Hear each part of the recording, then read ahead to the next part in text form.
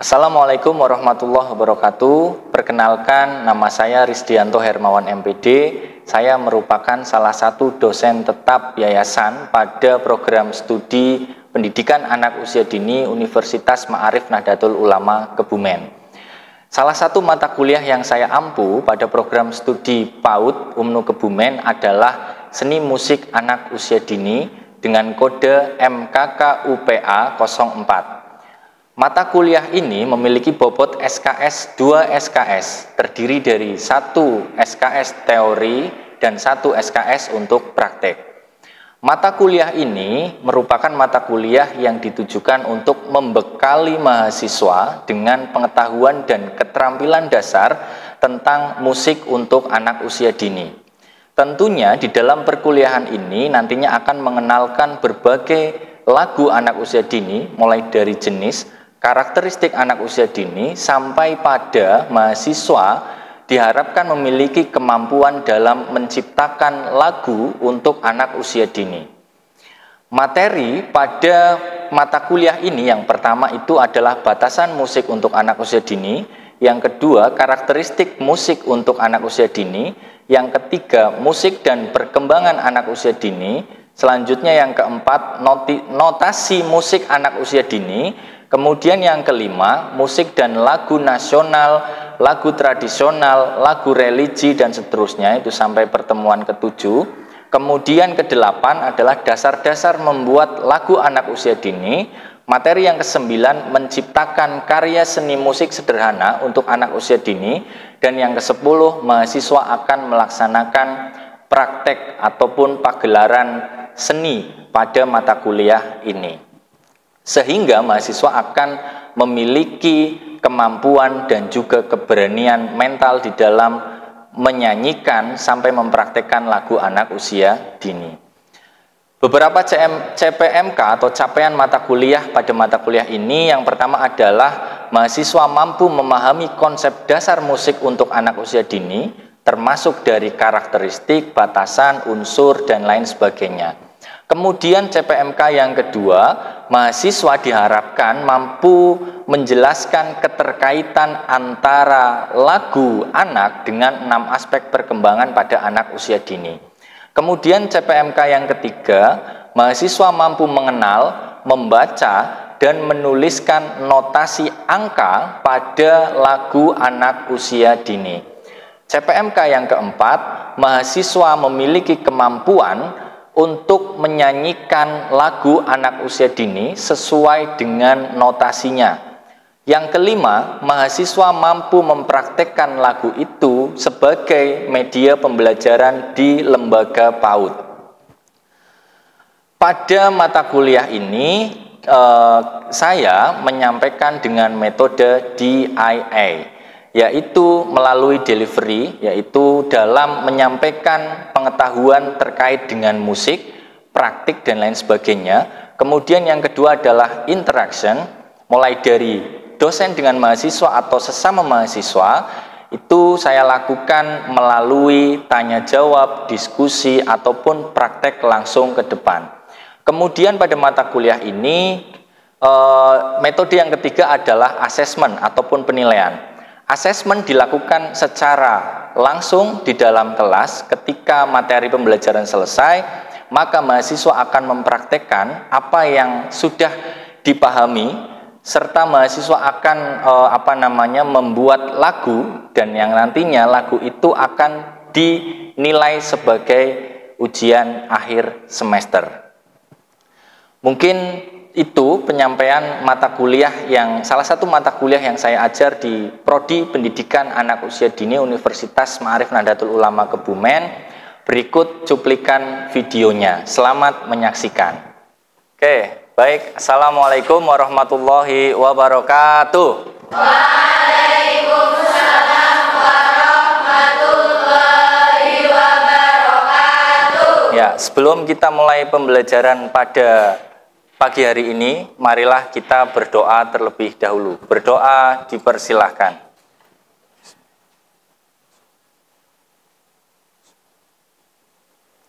Berdoa selesai. Oke, baik. Apa kabar teman-teman hari ini? Alhamdulillah teman-teman di sini sebagai calon guru PAUD. Nah, maka teman-teman harus aktif ketika pembelajaran. Jadi tidak hanya meminta anak didiknya untuk aktif, tapi juga teman-teman harus aktif. Oke, pada kesempatan pagi hari ini kita akan belajar bersama tentang musik dan perkembangan anak usia dini. Setelah pertemuan sebelumnya, kita telah membahas apa? Karakteristik musik anak usia dini. Oke. Sebelumnya kita telah membahas karakteristik musik anak usia dini. Ada apa saja? Ada yang masih ingat tidak? Angkat tangan coba. Ya, Mbak Umi. Ya, karakteristik musik anak usia dini itu seperti apa? Adanya pengulangan. Oke, terus? Oke, menggunakan kata-kata yang mudah dipahami oleh anak. Terus? Ada lagi yang lain? Sesuai dengan pengalaman dan pemahaman anak. Oke, itu beberapa aspek-aspek karakteristik musik untuk anak usia dini. Nah, pada hari ini kita akan belajar bersama terkait musik dan perkembangan anak usia dini. Jadi, di dalam lagu anak itu tentunya terdapat pengetahuan, terdapat ilmu yang akan bisa diterima oleh anak usia dini. Nah, di dalam pengetahuan itu tentunya akan mengembangkan berbagai macam aspek perkembangan. Di pertemuan pertama atau kedua pernah saya sampaikan bahwasannya ada seorang tokoh di dalam bukunya, ya ini Jeremy Teti ya, itu menyampaikan bahwa musik itu merupakan salah satu aspek pertama yang harus diajarkan kepada anak usia dini ketika dilihat dari sudut pandang neurologis, ilmulogi ya. Kalau ilmunya di prodi kita mata kuliahnya namanya neuroscience itu ya, itu kalau dalam psikologi. Kemudian nah, ini ya, musik memiliki pengaruh terhadap perkembangan anak usia dini dan tentunya pengaruh ini itu akan membawa dampak yang cukup signifikan terhadap beberapa perkembangan anak usia dini. Oke, kalau kita bicara perkembangan anak usia dini, ada berapa aspek yang harus dikembangkan? 6. Yang pertama, kognitif. Yang kedua, sosial emosional. Yang ketiga, bahasa. Yang keempat, fisik motorik. Yang kelima, seni. Yang keenam, nilai agama dan moral. Ya, jadi ada 6 aspek perkembangan yang harus dikembangkan pada anak usia dini. Dan tentunya seluruh aspek perkembangan ini harus dikembangkan secara seimbang. Ya, kalau di dalam bukunya Piaget itu dikatakan equilibrium, ya, keseimbangan di dalam mengembangkan seluruh aspek perkembangan pada anak usia dini. Nah, lalu aspek apa saja? Tadi kita sudah mengenal ada 6 aspek ya. Yang pertama, ini ada perkembangan bahasa atau aspek bahasa. Nah, kenapa lagu bisa mengembangkan aspek bahasa pada anak usia dini? Ada yang bisa menjawab? Angkat tangan. Ya, silahkan. Menambah kosakata ya, karena memang ketika anak itu menyanyikan lagu atau mendengarkan lagu, di situ anak akan menambah kosakata baru yang mungkin itu baru bagi dirinya, sehingga lagu ini dapat digunakan sebagai salah satu media untuk mengembangkan bahasa pada anak usia dini. Oke.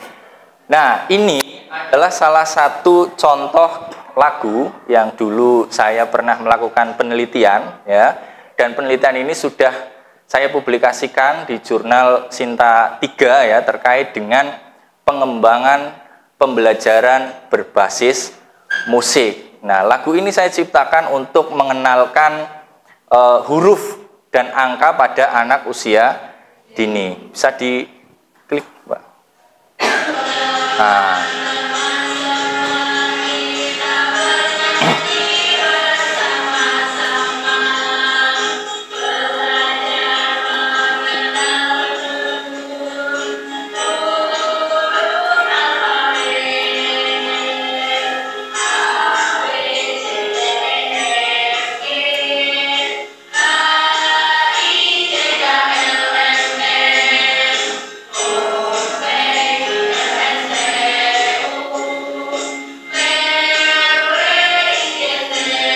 Stop, Mbak. Oke, kurang lebih seperti itu ya. Nah, di sini tentunya nadanya ini mudah sekali untuk diikuti ya, diikuti. Kemudian di situ terjadi pengulangan. Ada pengulangan kata, ada pengulangan huruf, dan juga ada pengulangan nada. Nah, disitulah anak-anak akan lebih mudah di dalam memahami apa yang disampaikan oleh guru. Nah, makanya di dalam lembaga pendidikan anak usia dini hampir mayoritas ya, hampir keseluruhan itu lagu digunakan sebagai salah satu pilihan utama dalam menyampaikan materi pembelajaran. Tuh. Oke, kita lanjut. Yang kedua, ini bisa digunakan untuk perkembangan sosial emosional. Pak, apa iya lagu itu bisa digunakan sebagai perkembangan sosial emosional anak? Ketika kita kaitkan dengan perkembangan sosial anak, maka kita bisa melihat adanya lagu-lagu yang digunakan untuk permainan-permainan tradisional, di mana di dalam permainan itu menggunakan lagu sebagai medianya, kemudian di situ terjadi interaksi antara anak yang satu dengan anak yang lainnya. Nah, oke. Dengan lagu, maka anak itu bisa kita, lagu itu bisa kita jadikan sebagai salah satu media di dalam anak bermain. Nah, di dalam bermain itu tentunya akan terjadi sosialisasi di situ, karena ada interaksi antara anak yang satu dengan anak yang lainnya. Nah, sehingga di situ harapannya adalah perkembangan aspek sosial pada anak usia dini itu bisa berkembang. Oke, selanjutnya ada perkembangan motorik. Nah, kalau kita lihat dari video sebelumnya, apa yang bisa kita simpulkan? Kenapa lagu bisa mengembangkan motorik pada anak? Ayo, angkat tangan. Ya, ada yang bisa? Ada yang tahu? Ya, monggo. Dari lagu yang sebelumnya tadi kan, dengan lagu itu anak juga diajarkan untuk gerakan tangan, Pak. Ya. Motorik-motoriknya juga ikut berkembang. Oke, jadi tadi dari tayangan yang telah kita saksikan bersama-sama, di situ terjadi adanya gerakan pada anak, baik berupa tepuk tangan atau pindah hanya sekedar geser ke kanan dan ke kiri. Maka di situ perkembangan motorik anak itu akan berkembang. Apalagi ini kita kaitkan dengan anak usia dini, ya tentunya akan jauh akan menjadi salah satu media yang efektif. Tuh. Nah, kemudian juga melalui macam-macam tepuk, ya. Tepuk. Ada tepuk wudu. Nah, tepuk wudu itu selain mengenalkan atau mengembangkan motorik, ya, karena anak bertepuk, itu di tepuk wudu itu, anak juga akan menambah pengetahuan terkait dengan nilai agama, terkait dengan tata cara atau urutan berwudu. Nah, itu ya. Kemudian selanjutnya, nah ini kita kaitkan ya, nilai agama dan moral. Nah, saat anak mendengarkan lagu religi, nah di situ anak maka akan menambah pengetahuan tentang keagamaan. Contoh, ada lagu Naik Delman yang digubah menjadi lagu Aku Ingin ke Mekah. Nah, di situ anak jadi memiliki pengetahuan terkait dengan aktivitas yang dilakukan oleh seorang yang sedang pergi ke Mekah, sedang melaksanakan haji, di sana melakukan apa saja, di situ tergambarkan. Nah, sehingga anak itu akan lebih mudah memahami materi yang diajarkan melalui media lagu tuh. Nah, kemudian ada perkembangan kognitif. Tadi juga sudah disinggung ya di awal ya. Contohnya adalah balonku. Nah, di dalam lagu balonku idealnya itu ya, guru menyampaikan itu tidak hanya bernyanyi saja, tetapi menghadirkan balon dengan warna yang sesuai dengan lagu.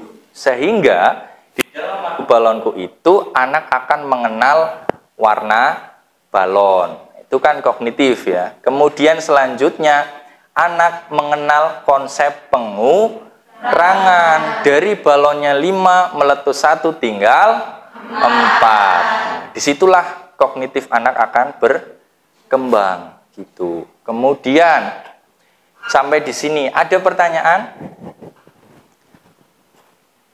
Silakan. Jika ada yang mau bertanya, saya persilahkan. Monggo. Terkait dengan lagu dan keseharian anak di kehidupan. Mungkin teman-teman mengajar kok seperti ini dan lain sebagainya. Silakan. Ya, silakan Mbak Umi. Cara kita mencari inspirasi, kan kita suka mau menciptakan lagu. Ya. Kita kayak bahan tapi kita pengen bikin sendiri. Ya. Caranya ada itu biar bagus biar diingat sama anak. Oke, yang pertama tentunya kita harus mengingat materi kuliah kita pada pertemuan sebelumnya tentang karakteristik lagu anak. Dari sisi syair ya, yang pertama harus sesuai dengan pengetahuan anak. Maka idealnya jika kita ingin mengenalkan lagu ke anak dan anak itu langsung bisa memahami, maka kita gunakan buah-buahan misal yang sesuai dengan apa yang diketahui oleh anak. Contoh ada pisang, apel, dan lain sebagainya. Itu dari sisi syair, kosakatanya. Kemudian yang kedua, dari cara menyajikan kalimat. Di situ harus ada pengulangan kata. Ya, contoh lagu cicak-cicak di dinding. Nah, itu kan ada cicak-cicaknya, ada berapa kata, ada berapa kali, dan seterusnya. Nah, maka di lagu yang kita buat pun juga sama seperti itu. Kemudian dari sisi nada. Nada, kita kembali flashback ya ke pertemuan kita yang ketiga kalau tidak salah ya, terkait dengan unsur-unsur lagu untuk anak usia dini. Ada melodi, ada ritme, irama, ada tempo, ada birama dan lain sebagainya. Maka unsur-unsur itu harus kita sesuaikan dengan karakteristik anak usia dini. Contoh di tempo, maka tempo lagu pada anak usia dini itu tidak boleh terlalu cepat, juga tidak terlalu pelan, atau bisa kita sesuaikan dengan aktivitas harian anak itu. Maka temponya juga tidak terlalu cepat dan tidak terlalu pelan. Nah, itu biasanya terjadi pengulangan. Nah, banyak contoh ya. Contoh di lagu-lagu, misal saya mau tamasya. Nah, itu kan nanti ngulang lagi, berkeliling-keliling kota. Itu kan sebenarnya ngulang ya, hanya variasi saja. Contoh lagi, balonku ada 5, ada 1 ya. Kemudian ada kedua, rupa-rupa warnanya. Itu kan ngulang, hanya turun sedikit itu ya. Tapi ada pengulangan intonasi nadanya di situ. Sehingga ketika kita menyajikan lagu-lagu yang seperti itu sesuai dengan karakteristik dan perkembangan anak, maka akan lebih mudah dipahami dan diikuti oleh anak usia dini. Tuh, oke. Sebagai saya ingin mencoba mengetahui ya kemampuan teman-teman di dalam menyanyikan lagu, dan tentunya nanti akan kita lihat ya bagaimana pandangan teman-teman terkait lagu yang dinyanyikan beserta kaitannya apa dengan materi yang kita pelajari pada hari ini. Oke, mungkin yang maju pertama, mau saya tunjuk atau angkat tangan? Oke, saya tunjuk ya. silahkan dari ujung depan, Mbak. Ya, silahkan. Sini, Mbak. Maju, Mbak.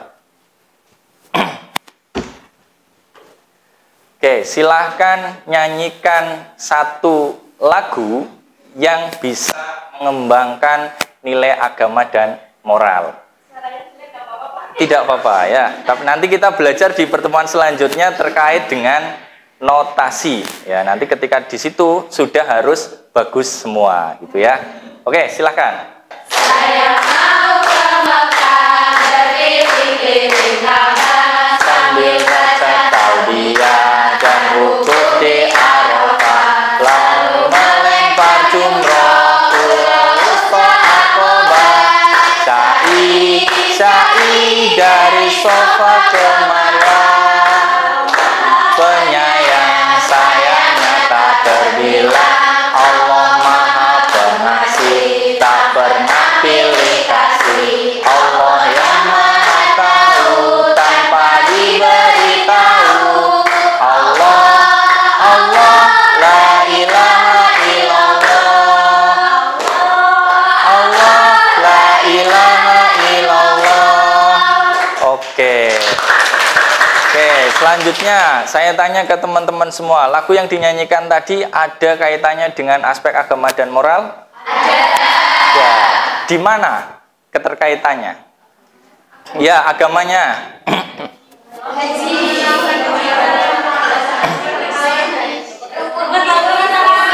Ya, mengenalkan tentang rukun Islam. Rukun Islam yang keberapa? Yang kelima. Tentang isinya apa? Yang kelima? Haji. Oke, naik haji ya. Di dalam kegiatan haji itu kan di sana ada berbagai aktivitas yang harus dikenal oleh anak usia dini ya. Nah, dari situ maka dari lagu yang tadi dinyanyikan itu bisa mengenalkan aktivitas seseorang ketika sedang berhaji. Dari saya mau ke Mekah. Nah, di Mekah itu berkeliling Ka'bah, atau di dalam agama kita disebut dengan tawaf ya. Sambil membacanya iya, dan seterusnya. Nah, di situ terjadi adanya transformasi pengetahuan ya. Dari lagu yang dinyanyikan, maka anak menjadi tahu tentang aktivitas seseorang ketika berada di Mekah sedang melakukan ibadah haji. Tuh, oke. Kemudian saya mau menunjuk satu orang lagi. Yang suaranya paling bagus siapa? Angkat tangan. Ya, Mbak Vita, silahkan. Ya, sini Mbak, maju Mbak. Oke, sekarang nyanyi lagu yang bisa mengembangkan aspek bahasa. Aku punya anjing kecil. Ku beri nama Heli. Dia senang bermain-main Sambil berlari-lari. Heli. Kemari, ayo lari-lari.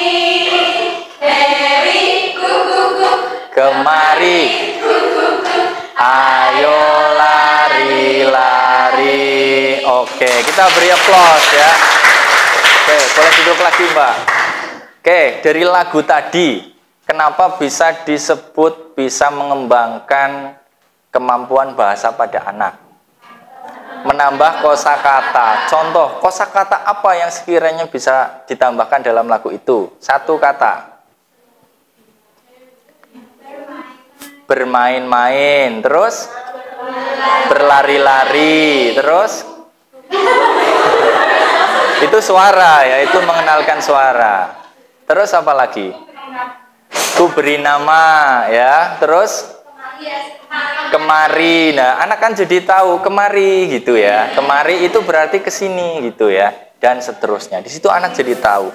Jadi dari sini kita bisa ambil kesimpulannya ya. Bahwasanya ketika kita kaitkan dari materi kita pertama, kita lihat dari sudut pandang psikologis, dari sudut pandang ilmu neurologis, maka lagu itu merupakan salah satu media yang cocok diterapkan pada anak usia dini. Ya karena memang kita tahu sekarang ya, apalagi ketika kita kaitkan dengan era sekarang ya, banyak sekali lagu-lagu yang berkembang di TikTok dan lain sebagainya gitu ya. Maka di situ anak akan lebih mudah menghafalkan. Nah, ketika anak itu bisa menyanyikan ulang, maka di situ sebenarnya sudah terjadi transformasi atau transfer pengetahuan melalui kosakata itu. Contoh, jadi anak itu memiliki pengetahuan tentang pergi ke Mekah, di sana berkeliling-keliling Ka'bah, kemudian di sana ngapain saja, ada lempar jumroh dan lain sebagainya. Nah, disitulah kita bisa mengambil kesimpulan bahwasanya benar adanya bahwa lagu itu bisa mengembangkan aspek perkembangan pada anak usia dini ya. Di sini ada yang sudah mengajar di lembaga, angkat tangan. Ya. Oke, apakah juga menerapkan lagu sebagai salah satu media? Ya. Apakah digunakan setiap hari? Ya. Iya, di waktu kapan? Awal pembelajaran, di tengah pembelajaran, dan di akhir. Ya, semuanya menggunakan lagu. Karena memang itu akan lebih mudah dipahami oleh anak, ya. Tuh. Jadi ketika teman-teman ingin menjadi guru yang dirindukan oleh anak didiknya, ya maka teman-teman harus bisa menyesuaikan diri dengan apa yang diinginkan atau apa yang sesuai dengan karakter anak didiknya. Ya karena ketika anak tahu bahwa kita itu ngajarnya sesuai dengan karakter mereka, anak akan lebih merasa diperhatikan, akan lebih senang ketika diajar. Ya, sehingga ketika anak sudah merasa senang, anak merasa diperhatikan, anak itu sesuai, disitulah anak akan mudah menerima materi yang kita ajarkan. Itu ya. Oke, sampai di sini pertemuan kita ya. Nah, pertemuan depan kita akan membahas tentang notasi lagu. Ya, kalau tadi mungkin nyanyinya masih ada yang belum sesuai ya. Maka mulai minggu depan ketika kita sudah belajar notasi, harusnya teman-teman sudah bisa sesuai dalam menyanyikan lagu anak. Tuh. Ya. Oke, baik. Ada pertanyaan lagi? Cukup ya. Oke, jika cukup kita cukupkan dengan membaca hamdalah dan kafaratul majlis. Alhamdulillahirabbil alamin.